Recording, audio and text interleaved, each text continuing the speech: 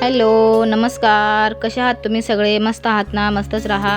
स्वामी कृपा तुमच्यावर सदैव राहो ही स्वामीचरणी प्रार्थना करते आणि आजच्या व्हिडिओला सुरुवात करते. आजचा व्हिडिओ आहे आपण चातुर्मासामध्ये आपल्याला कोणत्या सेवा करायच्या आहेत माता लक्ष्मीच्या. विष्णू भगवानासोबत आपल्याला माता लक्ष्मीच्या पण सेवा करायच्या असतात. विष्णू भगवान हे आपले आषाढी एकादशीपासून हे कार्तिक एकादशीपर्यंत निद्रा अवस्थेत आपण क्षीरसागरामध्ये ते निद्रा घेत असतात. त्याच्यामुळे आपल्याला त्यांच्यासोबत माता लक्ष्मीची पण सेवा करायची असतील. ती आपल्याला कोणती सेवा करायची आहे ते मी तुम्हाला आजच्या व्हिडिओमध्ये सांगणार आहे. आजचा व्हिडिओ स्किप न करता शेवटपर्यंत बघा आणि माझे व्हिडिओ तुम्हाला जर आवडत असतील तर लाईक, शेअर आणि सबस्क्राईब करायला विसरू नका. चला व्हिडिओला सुरुवात करूया. सर्व मंगल मांगल्य शिवे सर्वार्थ साधिके शरण्ये त्र्यंबके गौरी नारायणी नमस्तुते असा मंत्र आपण महालक्ष्मीचा म्हणायचा आणि आपला हे श्रीयंत्राला कुंकुमार्चन करून घ्यायचं. कुंकुमार्चन करण्याच्या अगोदर आपण श्रीयंत्राला छान प्रकारे आपण दुधाने किंवा पंचामृताने अभिषेक करून घ्यायचा. त्याच्यानंतर श्रीयंत्राला स्वच्छ करून अशा प्रकारे आपण कुंकुमार्चन करायचं. कुंकुमार्चन करत असताना बोलायचा मंत्र आहे ओम महालक्ष्मी दिव्याय नमः. ते जर जमत नसेल तर तुम्ही साधा सिंपल मंत्र महालक्ष्मी नमः असा मंत्र तुम्ही जरी म्हणलात तरी चालतो. आणि आपण महालक्ष्मीची सेवा करत असताना तुमच्याकडे जर श्रीयंत्र अवेलेबल नसेल तर तुम्ही काही हरकत नाही. तुमच्याकडे कोणत्याही श्रीयंत्राचा फोटो असेल किंवा वैभवलक्ष्मी मातेच्या पुस्तकेमध्ये शेवटी आपल्याला श्रीयंत्राचा फोटो भेटतो. तुम्ही त्या श्रीयंत्राच्या फोटोचा पण तुम्ही पूजा करू शकता. तुमच्याकडे तेही नसेल तर तुम्ही तुमच्याकडे मूर्ती किंवा फोटो महालक्ष्मीचा असेल तर महालक्ष्मीच्या चरणावर डोक्यापर्यंत तुम्ही कुंकुमार्चन करू शकता. कुंकुमार्चन केल्याने आपल्या घरामध्ये सुख, शांती, वैभव नांदत असते आणि आपल्या अडचणी असलेल्या आपल्या दूर होत असतात. माता लक्ष्मीचा आपल्यावर सदैव आशीर्वाद कायमस्वरूपी आपल्यावर आशीर्वाद असतो. कारण लक्ष्मी माता ही आपल्या विष्णू भगवानाची पत्नी असणे आणि विष्णू भगवानाची सेवा करताना आपल्या लक्ष्मी मातेची सेवा केल्याने लक्ष्मी माते आपल्या घरामध्ये अखंड स्वरूपात ती आपल्या घरात वास करत राहते. आपल्या घरातले दुःख दूर करते आणि आपल्या घरात प्रगती होत राहते. अशा प्रकारे आपल्याला श्रीयंत्राला कुंकुमार्चन करून घ्यायचं आहे. श्रीयंत्र नसेल तर तुम्ही मूर्तीवर सुद्धा करू शकता. श्रीयंत्र हे माता ललिता मातेचं आसन आहे. त्याच्यामुळे आपण श्रीयंत्राला कुंकुमार्चन करायचं.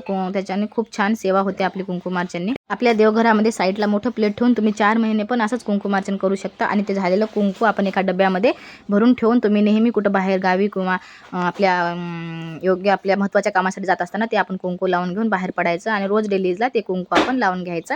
अशा प्रकारे कुंकुमार्चन करणारी आपली श्रीयंत्राची एक सेवा झालेली आहे. आपण त्याच्यानंतर आपल्याला सेवा करायची आहे ती कुंचन सेवा आहे. कुंचन सेवा ही तुमच्याकडे जर अवेलेबल असेल तर तुम्ही कुंचन सेवा करू शकता. कुंचन सेवा करत असताना सर्वात अगोदर मी आधी नाण्याने खाली असं प्लेट सजवून घेते. त्याच्यावर आपल्याला एक पितळेचा ग्लास ठेवायचा आहे. त्याला आपण कुंचन म्हणतो आणि ते कुंचन आपल्या धान्याने भरून घ्यायचं. त्याच्यामुळे आपल्या घरामध्ये धनधान्याची कधीच कमतरता पडत नाही. आणि हे तुम्हाला जर शक्य होत असेल तर तुम्ही घ्यायचं. कारण घेण्याच्या मागे जाऊ नका तुम्ही. कारण आपल्या घरामध्ये जे अवेलेबल आहे तुम्ही त्यांची सेवा करू शकता. श्रीयंत्राची, लक्ष्मीच्या फोटोची, लक्ष्मीच्या मूर्तीची अशा प्रकारे तुम्ही सेवा करू शकता. आणि असं सेवा करायची म्हणजे असं भरून किंवा असं करून अशी सेवा नाही. आपण मनाने आपल्या मनातून अंतःकरणाने ती सेवा करायची आहे. नामस्मरण, जप, तप आपण अशा प्रकारे सेवा आपण भगवानाच्या चरणावर वाहायच्या आहेत. आणि आपल्या घरात हे कुंचन नसेल तर तुम्ही घेण्याच्या मागे लागू नका. श्रीयंत्र नसेल तर घेण्याच्या मागे लागू नका. जे आपल्याकडे अवेलेबल आहे त्याच्यावर तुम्ही सेवा करा. कारण कोणानं घेणं होते, कोणानं होत नाही, कोणाची परिस्थिती नसते.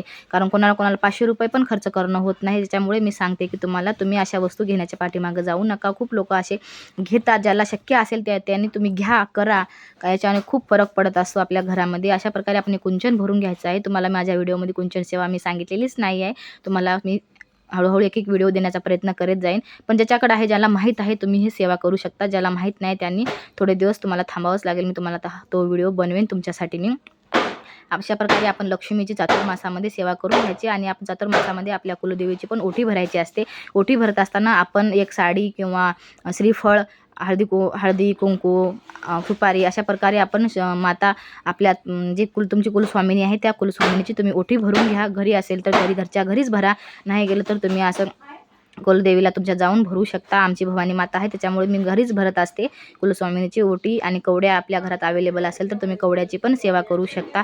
अशा प्रकारे आपल्या चातुर्मासातल्या आपल्या सेवा छोट्या मी तुम्हाला सांगितलेल्या आहे. जेवढं मला माहीत आहे तेवढं सांगण्याचा प्रयत्न केलेला आहे.